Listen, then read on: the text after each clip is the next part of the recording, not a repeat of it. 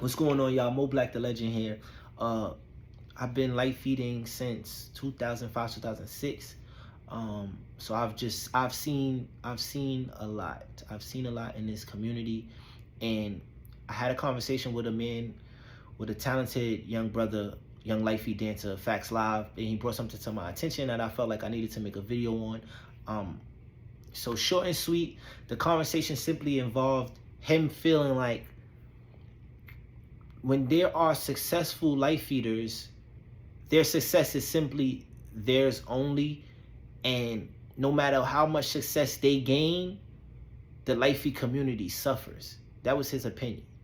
And when I read that, I kind of didn't agree, and I was kind of like, that opened it up for discussion, because I wanted to get to the bottom of that thought process, because I'm looking at it as when I started dancing, yeah, there were people that were known, there were people that had notoriety, but as the life feed community grew, the first like thing you kind of wanted to do was simply record a video and try to go, try to get some fame. It wasn't even going viral back then, but like if you had a lot of views, obviously you kind of were viral, but it was more so just like you were known. And that's what most light feeders wanted back in the day, was just to be known, just for people to know their names and things like that. Was that me specifically? Not really. I didn't really want to be known in terms of like to everybody, but I wanted to be nice.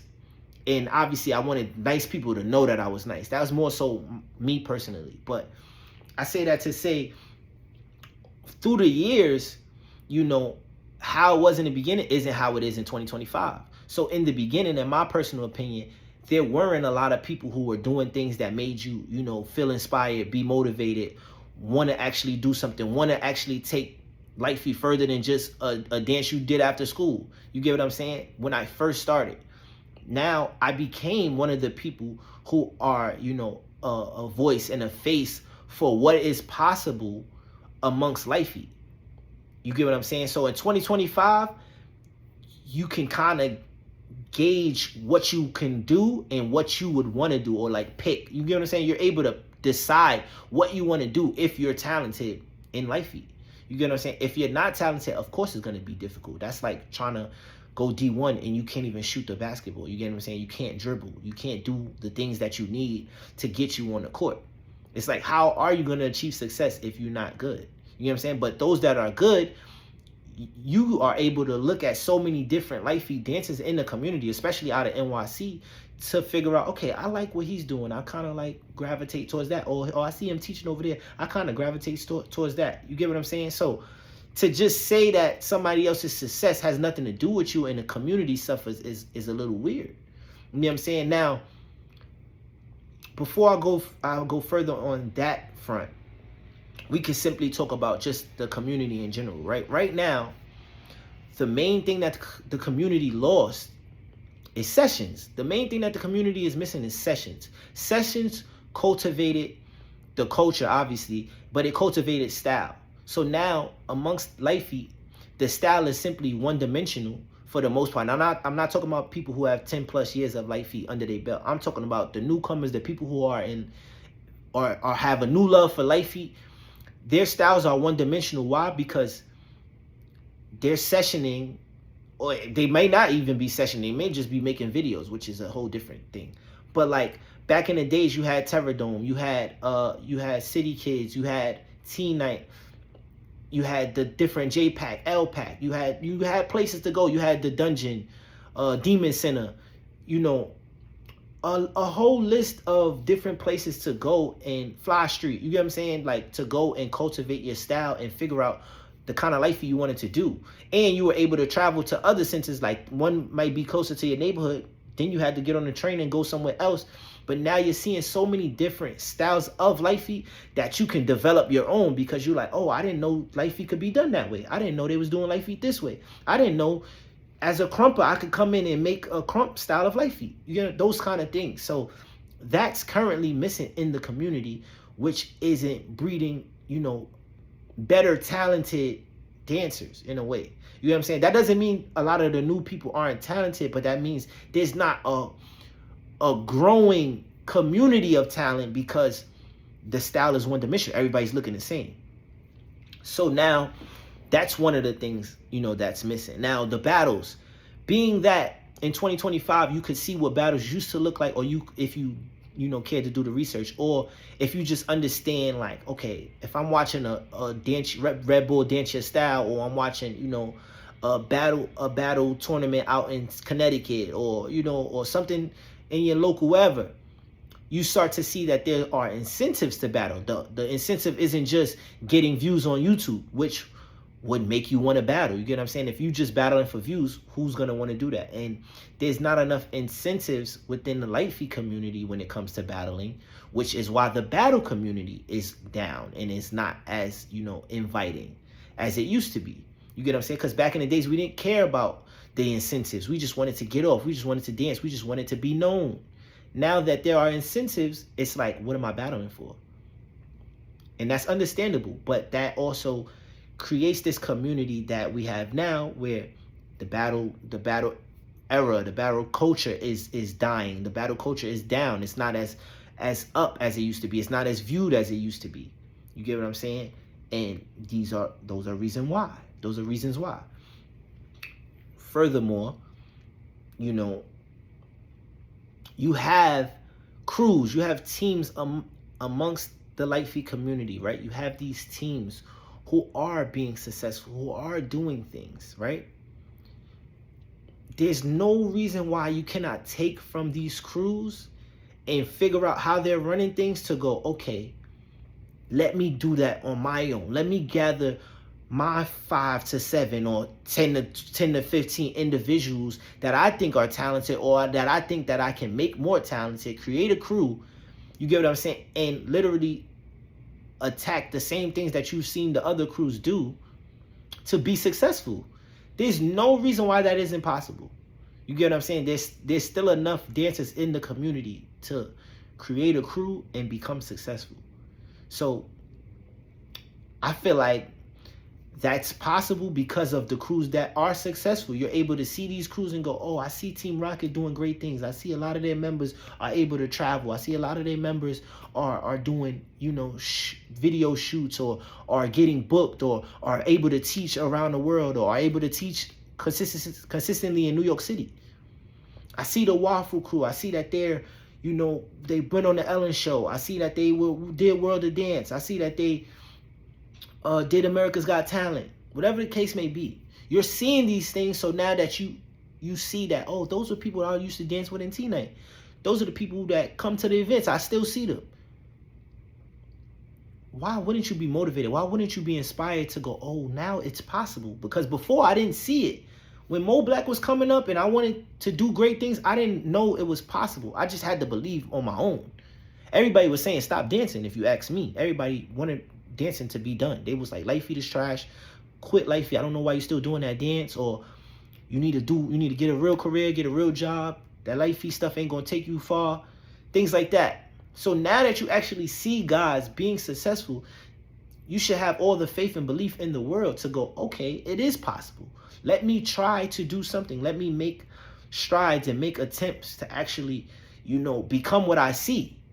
Because I'm inspired, because I'm motivated, because I see it's possible. You don't have to care about us as Litefeet dancers or be inspired or feel like we're your role models. That's understandable as well. But the fact that you see some type of success amongst people that do the same style as you, and you feel like you have some type of talent, then why wouldn't it be possible for you? That's how I'm seeing it. It's just like, how do you travel, right? If you want to travel the country, you're going to need a passport. If you want to travel, state to state, you just simply need an ID. If you have those two things, that's a step in the right direction. People will be upset about traveling, upset about people being afforded, being allowed the opportunities to travel across the globe and don't even have a passport. It's like you thinking backwards. You're not even prepared. The opportunity could come to you tomorrow. If you don't have a passport, you will not be able to travel to another country.